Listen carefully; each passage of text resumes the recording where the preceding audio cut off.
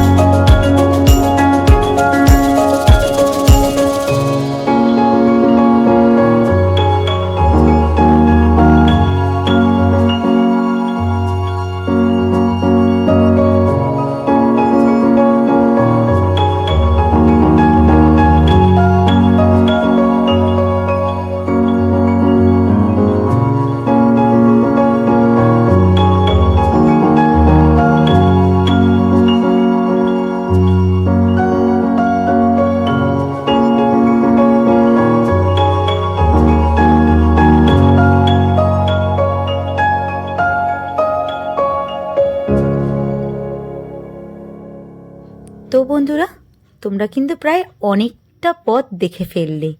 অপূর্ব এই সুন্দর জায়গা, অপূর্ব এই প্রাকৃতিক দৃশ্য যারা দেখতে চাও অবশ্যই তারা শীতকালে এই পূর্বস্থলী চুপি এই জায়গাটিতে এসে ঘুরে যেও। এখানে কিন্তু অনেক বড় বড় ইউটিউবাররাও আসে ঘুরতে, এই জায়গাটাকে উপভোগ করতে।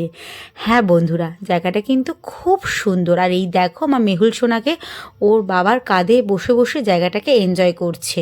আর এই দেখো বাবার কান সমানে টেনে চলছে মেয়ে। যাই হোক, বাচ্চা মানুষ ভীষণ এনজয় করছে। এই পাখিগুলোকে দেখো, সন্ধ্যা হয়েছে না? এই জায়গাটা কিন্তু এই পরিযায়ী পাখিদের জন্যই বিখ্যাত, এই চুপি। তো সব কিছু দেখালাম, এই পরিযায়ী পাখিদের দেখাবো না সেটা তো হয় না। আর দেখতে দেখতে ওরাও ওদের ঘরে ফিরে যাচ্ছে সন্ধ্যার পরে। আমরাও কিন্তু নৌকা ভ্রমণটা আমাদের প্রায় কমপ্লিট। এই নৌকা ভ্রমণ আগে ছিল 1 ঘন্টায় 150 টাকা, এখন হয়েছে 1 ঘন্টায় 200 টাকা। তো আমার মতে এটা যথেষ্ট রিজনেবল। অনেকটাই প্রায় ঘোরায় কিন্তু ওরা, এবং খুব সুন্দর লাগবে তোমাদের দেখতে। তো এই কাছাকাছি একটা সর্ষে ক্ষেত ছিল, তাই আমি আর বোন ঠিক করলাম এই সর্ষে ক্ষেত থেকে একটু ঘুরে আসা যাক, কারণ একটু পরেই তো অবশ্যই আমাদের বাড়ি ফিরে যেতেই হবে। তাই যতক্ষণ না একটু সন্ধ্যা নামছে ততক্ষণ এই সর্ষে ক্ষেতে একটু ঘুরে এবারে আমরা বাড়ি চলে যাবার পালা। তো তোমাদেরকে বলে রাখি, তোমরা যারা যারা এই চুপিতে এখনও আসোনি বা ঘোরোনি, তারা অবশ্যই এখানে এসো এবং ঘুরে যেও, খুব ভালো লাগবে। আর এই দেখো, ঠান্ডায় না আমি একদম কাত হয়ে গেছি। নবদ্বীপে যা ঠান্ডা না বন্ধুরা, কি বলবো, প্রচণ্ড প্রচণ্ড ঠান্ডা। এতক্ষণ সোয়েটার ছাড়া ছিলাম বটে, কিন্তু মারাত্মক ঠান্ডা লাগছে যাকে বলে। আর মেহুল সোনা ওর মিমির কাছে আবদার করছে, এটা কিনে দাও ওটা কিনে দাও। অ্যাটলাস্ট একটা বেলুনেই সন্তুষ্ট আমার মেয়ে। তো আমাদের টোটো দাদাকে ডাকা হয়েছে, টোটো দাদা এখন আসছে। এরপরে আমরা টোটোতে উঠে বাড়ির উদ্দেশ্যে রওনা দেব। তার আগে বলে রাখি বন্ধুরা, তোমাদের যদি ভিডিওগুলো ভালো লাগে অবশ্যই আমার ভিডিওগুলোকে একটা করে লাইক করে দিও। আর যদি মনে করো যে সবার আমার ভিডিওটা দেখলে উপকৃত হবে, তাহলে অবশ্যই বলবো, অবশ্যই এই ভিডিওটা সবার সাথে শেয়ার করো। কিভাবে ঘুরবে না ঘুরবে সব ডিটেলস আমি তোমাদের সাথে বলে দিচ্ছি। তো প্রথমে আসবে হাওড়া বাস শিয়ালদা লাইন থেকে কাটোয়াগামী যে কোনো ট্রেন ধরে পূর্বস্থলী নামক স্টেশনটাতে নামবে।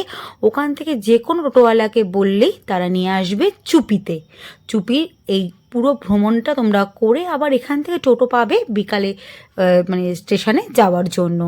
আর এখানে নৌকা পিছু নেবে হচ্ছে 4 জন করে উঠতে হবে, এবং নেবে হচ্ছে 200 টাকা পার ঘন্টা। কেউ যদি মনে করো এখানে থাকবে রাত্রিবাসের জন্য, এখানে হোটেলও কিন্তু রয়েছে। তো আমি পুরো ডিটেলস তোমাদের সাথে শেয়ার করে দিলাম। অবশ্যই সবার সাথে শেয়ার করো ভিডিওটা ভালো লাগলে।